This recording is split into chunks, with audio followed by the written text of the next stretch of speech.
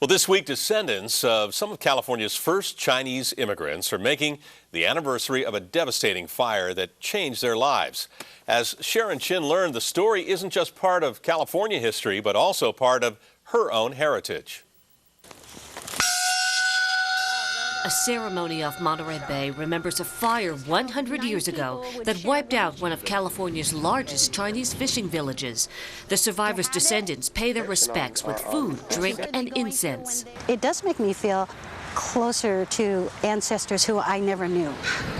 This site at Point Alonis in Pacific Grove now houses Stanford University's Hopkins Marine Station, but it was once home to several hundred Chinese whom historians say were the first to commercialize fishing in California. When the mysterious fire broke out in May 1906, no one was killed, but their livelihoods went up in flames. Francis Lowe's parents were there. They lost all their belongings and everything, and they had to start all over again. Historians say the fire could have been accidental or arson. Some townspeople wanted the Chinese to vacate the village. And at that time, it belonged to the Southern Pacific Railroad, and their interests were to put big fancy mansions down there.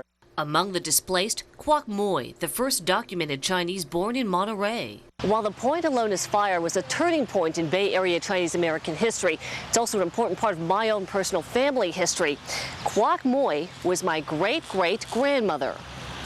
Relatives say Kwok Moi was a translator known as Spanish Mary. She spoke Chinese, English, Portuguese, Spanish, and Rumsen Indian. Throw in a little bit at a time. Some fire victims are buried at this Monterey cemetery where descendants burned fake money and food in their memory. Many fire survivors moved nearby to Maccabee Beach, but rebuilding wasn't easy. My great-uncle's family was burned out of Point Alonis a month after escaping the San Francisco earthquake and fire. And the younger generation, including my grandmother, planted new roots, working at what would become Cannery Row.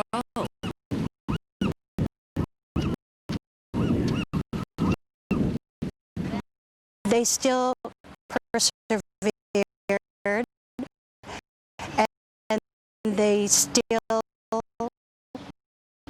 were able to move on. A century later, it's a lesson for generations who'd follow. In Pacific Grove, Sharon Chin, CBS 5, Eyewitness News. Sharon tells us that tomorrow morning, more than 100 descendants will gather at the Point Alonis site.